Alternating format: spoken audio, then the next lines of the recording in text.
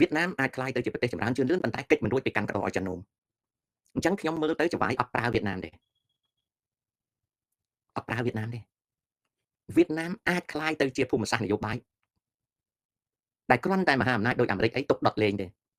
តែបើប្រើវៀតណាមជាទីតាំងផលិតហើយឲ្យវៀតណាមទៅផលិតមួយផ្នែកជំនួសចិនចង្វាយហាក់ដូចជាឃើញថាវៀតណាមកាន់ក្រឲ្យចិននោះទេកាន់ក្រឲ្យចិននោះជាដើមរីឯចង្វាយធំនៃពិភពលោកគាត់ទន់ភ្លន់ជាងហ្នឹងទៅទៀតគាត់មិនចាត់ចែងផ្ទាល់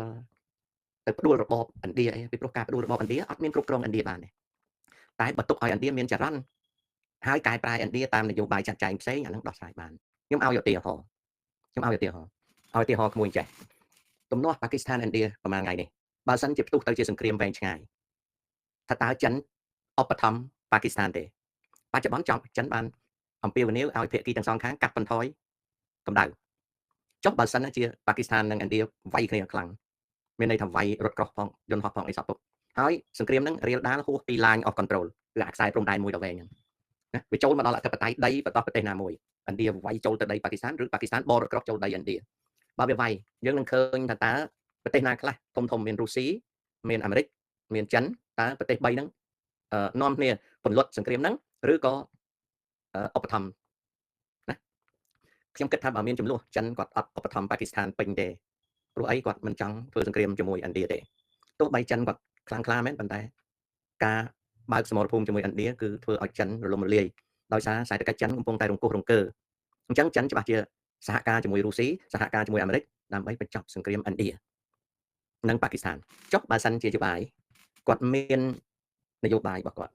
ត់គិតថាគាត់មានឧបករណ៍សម្រាប់ធ្វើឲ្យសង្គ្រាមឥណ្ឌាប៉ាគីស្ថានឆេះសន្ធោសន្ធៅដោយមានការចូលរួមពីប្រទេសធំមានអាមេរិកមានរុស្ស៊ីមានចិនសង្គ្រាមឥណ្ឌានេះវាអាចក្លាយទៅជាសង្គ្រាមលោកចង្វាយមិនធ្វើទេពីព្រោះចង្វាយមិនធ្វើទេបើបង្កាត់សង្គ្រាមនៅឥណ្ឌាហ្នឹងប៉ាគីស្ថានឲ្យទៅជាសង្គ្រាមលោកធ្វើអីតែបើសិនណាជាអត់មានទំនាស់ជាមួយប៉ាគីស្ថានទេវាចៃដន្យអីទំនាស់រវាងឥណ្ឌាហើយនិងចិនទៅវិញណាហើយសង្គ្រាមហ្នឹងចង្វាយមើលឃើញថាអាចអនុញ្ញាតឲ្យចិនវាយឥណ្ឌាឲ្យបែកចំហរៀងឈាមលះបន្តិចតែនៅក្នុងបកាលបរិច្ឆេទមួយប្រុងប្រយ័ត្នស្រាប់តែចិនវាវាយឥណ្ឌាបែកចំហមែនដាក់ទៅអញ្ចឹងងាប់អស់1000 2000 3000អញ្ចឹងប៉ុន្តែវាអត់ចាញ់សង្គ្រាមណាទេចង្វាយប្រើប្រាស់ឧបករណ៍ទប់ទល់បានវាយបាច់ចំហឥណ្ឌា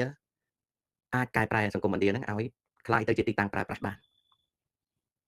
ចង្វាយអត់ទៅរំលំផ្ដួលរបបនយោបាយមួយដើម្បីកែប្រែសង្គមមួយទេចង្វាយរុញរបៀបអញ្ចឹងចង់ឲ្យឥណ្ឌាហ្នឹងคล้ายទៅជាមូលដ្ឋានផលិតដូចឥឡូវនេះហើយដូចម្ដេចបានជាដូណាល់ត្រាំដាក់ពន្ធនាំចូលតបវិញលើចិន145%យើងអត់ដឹងទេអាចជាលក្ខណៈដែលចង្វាយរបស់ត្រាំប្រាប់ត្រាំឲ្យធ្វើ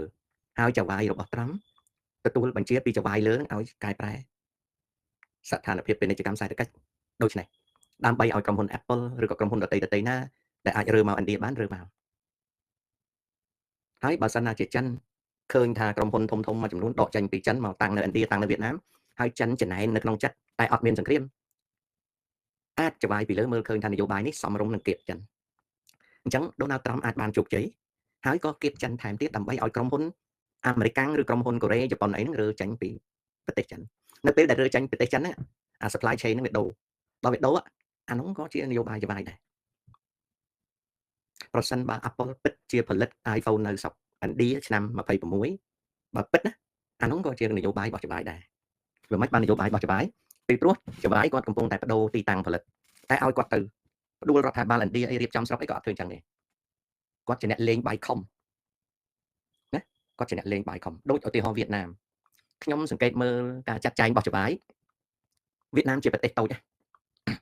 ហើយរយៈកាលកន្លងមកតាំងពី96ទោះបីវៀតណាមឆ្លោះគ្នាជាមួយនឹងចិនមែនតែ60%នៃទំនិញផលិតផលរបស់វៀតណាមគឺកាន់ក្រចិននោមកាន់ក្រចិននោមវៀតណាមអាចក្លាយទៅជាប្រទេសចម្រើនជឿនលឿនប៉ុន្តែកិច្ចមិនរួចពីកាន់ក្រចិននោមអញ្ចឹងខ្ញុំមើលទៅចង្វាយអត់ប្រើវៀតណាមទេអត់ប្រើវៀតណាមទេវៀតណាមអាចក្លាយទៅជាភូមិសាស្ត្រនយោបាយដែលគ្រាន់តែមហាអំណាចដូចអាមេរិកអីទុកដុតលេងទេតែបើប្រើវៀតណាមជាទីតាំងផលិតហើយឲ្យវៀតណាមទៅផលិតមួយផ្នែកជំនួសចិនចង្វាយហាក់ដូចជាឃើញថាវៀតណាមកាន់ក្រឲ្យចិននោមទេកាន់ក្រឲ្យចិននោមអញ្ចឹងកន្លែងផលិតជំនួសចិនឬក៏ចែកផលិតកម្មពីចិនវាមានឥណ្ឌាតែឥណ្ឌានឹងចង្វាយក៏ជួបប្រទះនឹងការប្រែប្រួលដ៏លំបាក ត្រង់នេះនៅក្នុងដំណាក់កាល5 4ឆ្នាំដល់ឆ្នាំ29ខ្ញុំមើលឃើញតែចិននៅតែផលិតដដែលគ្រាន់តែធ្វើម៉េចឲ្យមានការប្រែប្រួលបន្តិចម្ដងតែការពឹងប្រទេសវៀតណាមខ្ញុំគិតថាចង្វាយមើលឃើញថាប្រទេសវៀតណាមនេះកាន់ក្រឲ្យចិននោមទេអញ្ចឹងចង្វាយមិនដាក់ទីតាំងវៀតណាមហ្នឹងជាទីតាំងផលិតបំបែកចេញពីចិនបានទេពោះយួនវាកាន់ក្រឲ្យចិននោមអានោះគឺរបៀបដែលខ្ញុំមើលឃើញចង្វាយមើលអញ្ចឹងចង្វាយមិនអាចប្រើប្រាស់100លានអ្នកទឹកដីមកប្រទេសហ្នឹងទៅជំនួសចិនប៉ុណ្ណានៅខាងជើងអត់ទេណាហើយចង្វាយក៏កំពុងតែស្ទង់មេដឹកនាំយួនទៀតមេដឹកនាំយួនមានមហិច្ឆតារឹងប៉ឹងប៉ុណ្ណារយៈកាលកន្លងមកដល់តូឡាំមានន័យថាយួនអត់មានទេយួនចង់ធ្វើសម្ផឹងចិន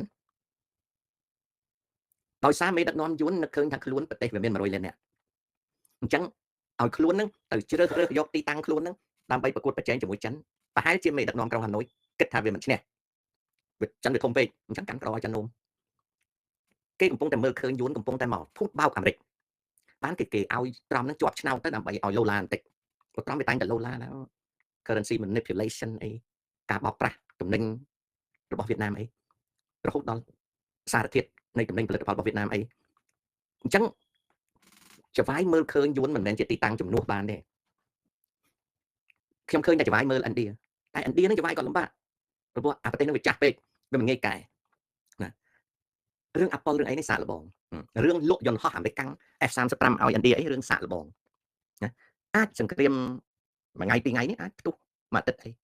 អាចក្រុមក្រាំងមួយអាទិត្យពីអាទិត្យ3អាទិត្យអីអាចជាចំណែកមួយយើងមិនទាន់ដឹងថាចង្វាយគាត់ចាត់ចែងយ៉ាងណាជួនកាលអាចវាយគ្នាមួយអាទិត្យពីអាទិត្យ3អាទិត្យអាចប៉ុន្តែយើងអត់ដឹងថាគម្រោងចង្វាយគាត់គិតយ៉ាងណាចង្វាយគាត់គិតជ្រៅជាងយើងគិតមិនឃើញតែចំណែកវៀតណាមចង្វាយឃើញថាវៀតណាមអត់ហ៊ានធ្វើអីក្រៅពីកាន់ក្រឲ្យចិននោមហើយក្រុងហាណូយតែជាគិតឃើញថាកសាងសេដ្ឋកិច្ចដោយភូតបោកអាមេរិកកាំងរស់ដោយមេដឹកនាំក្រុងហាណូយគិតថាខ្លួនគ្មានជំរឿនទេ